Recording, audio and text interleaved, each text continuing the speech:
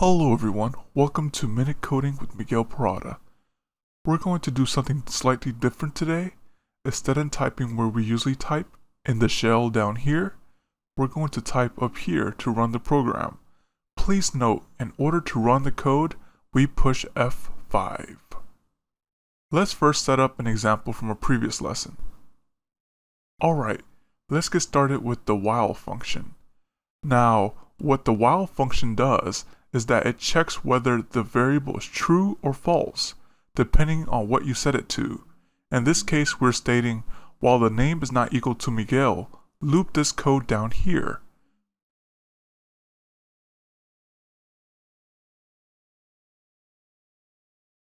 We copy and pasted the top code so it's called upon again. If the users enter Miguel, then the code at the bottom will execute and the loop is broken. Thank you for watching.